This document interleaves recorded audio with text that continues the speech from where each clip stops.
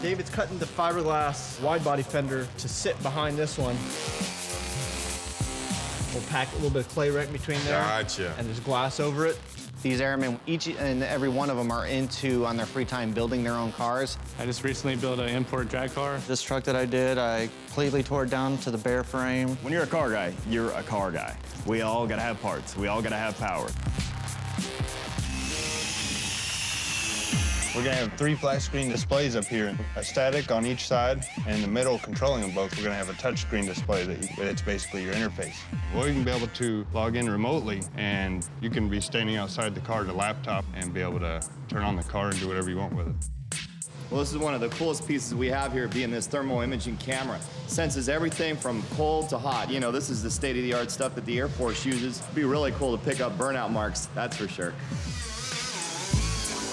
We're putting in the new center console to cover up the old.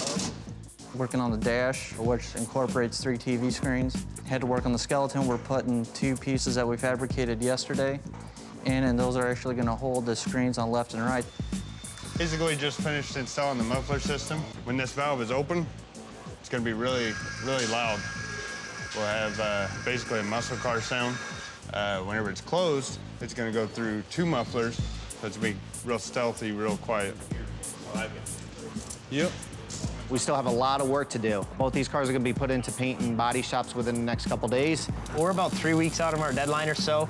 The interior of the Mustang is basically non-existent, so to speak. It's definitely coming down to the wire. It's definitely the most work we've been asked to do in a short period of time. To be honest with you, I'm surprised that they accepted to do this in such a short period of time.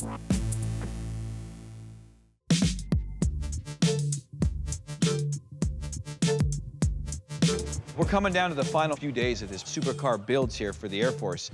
They probably got out here at 11 o'clock last night. In the next 3 days, they'll probably be pulling an all-nighter. They'll sleep here, eat here, and they won't leave.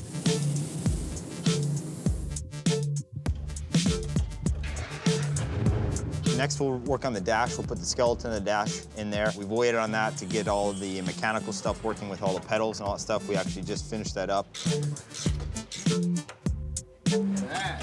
No, we're gonna put them on right now. No, we have to. I didn't exactly have them all numbered when it left anyway, so something happened along the way. This side is supposed to be on this side, though. This is what I've determined, right, but... Please help. Call the Air Force and see if they use duct tape.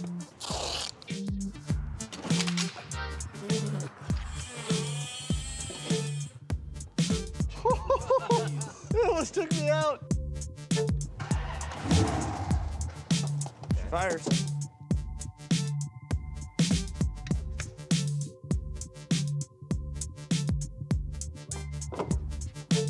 These fenders are made out of fiberglass, and fiberglass and heat aren't friends. So you put it under too much heat, flattens out. We got little problems like this as far as where everything's not fitting exactly how it's supposed to or going on exactly how we like. Stuff like that is stuff that really eats away at your nerves and stress levels go up immediately. Flames, you're fired!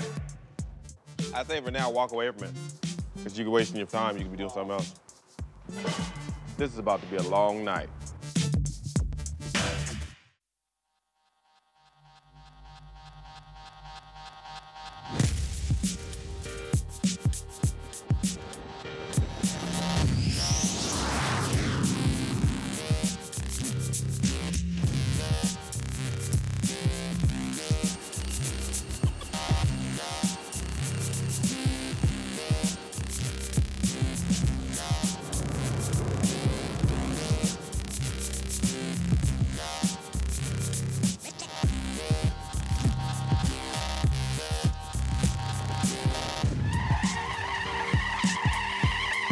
The X1 really represents the muscle of the Air Force, how strong and how fast you can go. The wide-body kit is unique, and we had to make it wider for those big, meaty tires in the back. The X1 has a totally computer-controlled system in it. It controls the thermal cameras, it controls the booster fans, it controls the night vision, it controls everything in the car.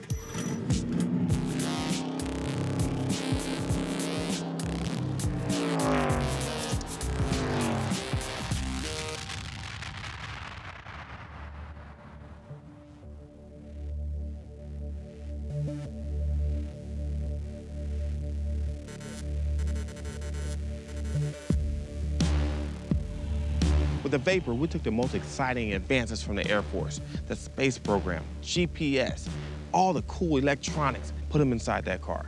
It has night vision. It has a 360 camera. Then there's a recording device that records everything that's going on up to a quarter of a mile away from the car. It has a monitor that controls all the cameras, all the lights, and it's controlled all by touch. The heads-up display is unique. The thermal image shows up right in the windshield. You could drive in total darkness. And on the back of the Vapor, 13-inch carbon fiber rims. One of a kind, one off.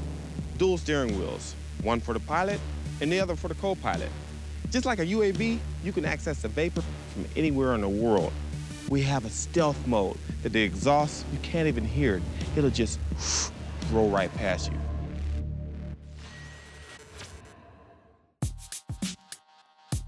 The collaboration with Galpin and the Air Force, just the whole relationship just worked out really, really well. The cars by far exceeded my expectation. And what we're trying to do is inspire people and showcase the Air Force technology.